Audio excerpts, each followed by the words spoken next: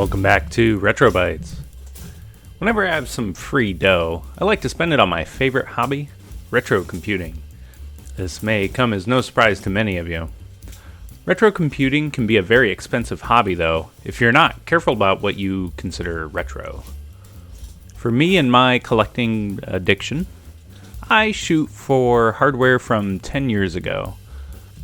10 years seems to be the magic number at which people still using their old hardware finally decide it's time for an upgrade and let things go for next to nothing or for free. The secret to being a thrifty collector is to watch thrift stores. You're welcome. Now, if you're like me and you find that there are never any electronics at your local Goodwill, use shopgoodwill.com, where you'll find the usual lot of Lenovo's, the deluge of Dells, and the horde of HPs, and alliteration aside, an adequate abundance of antiquated Apples and accessories. I find that nobody is really interested in these name brand PCs. Well, not collectors. We tend to lust after the uncommon. And that's what I found with this listing for an assembled homemade gaming build PC 2.8 gigahertz cooler. Gaming PC, eh? Intrigued, I read the description.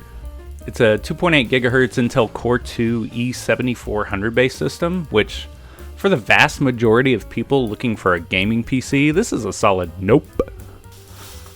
I'm not looking for a gaming PC, and anyone who is will scoff at this thing and move on. So I didn't have much competition in terms of bidding. So now I'm off to eBay to check prices on the components. The Asus motherboard is going from $40 to $100 still. You might be wondering why it's still worth so much. More on that later. I can see there's a GPU installed and it's dual slot, but I have no idea what it is.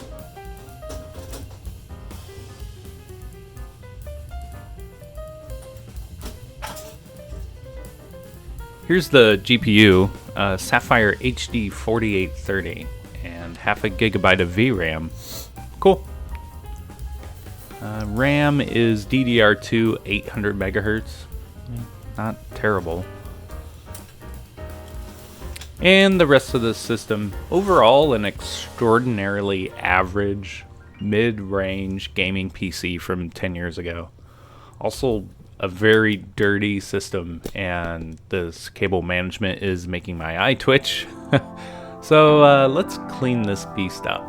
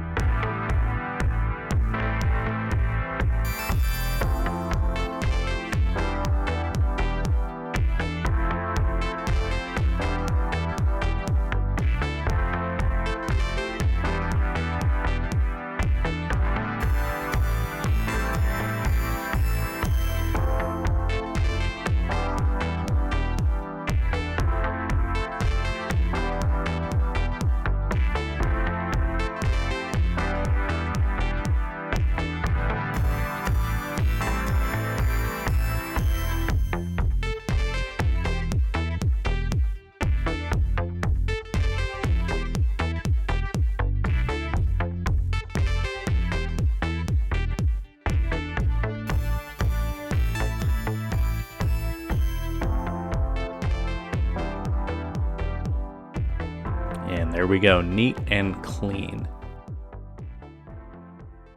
Since this system was listed as a gaming PC, I'm going to test it as such with only modern titles. But first up, a Cinebench R15 run. The OpenGL test completely failed to run, so I'll just skip that for now. And I'll speed up the CPU run since it took about 5 minutes.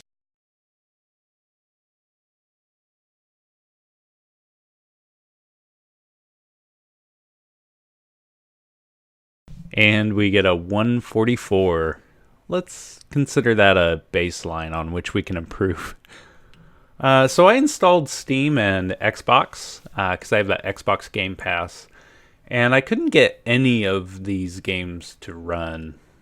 The GPU only supports DirectX 10, and that's probably the biggest bottleneck.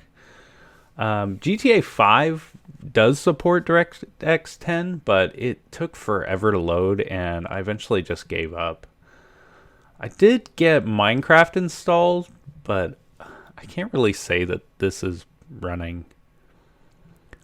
So let's talk options. The reason I was so keen on the Asus motherboard is that it supports overclocking. Not only that, it's also one of the LGA 775 motherboards with which you can easily mod the BIOS to support LGA 771 Xeon processors and overclock them. And that's what I want to do.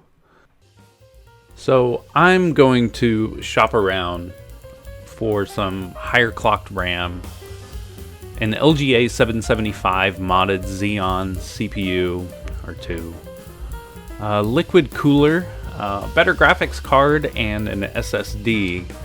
And then I'm going to see how hard I can push the Goodwill gaming PC. So subscribe if you're interested in seeing that. I'd like to thank you all for watching Retro Bytes, and I hope to see you again soon.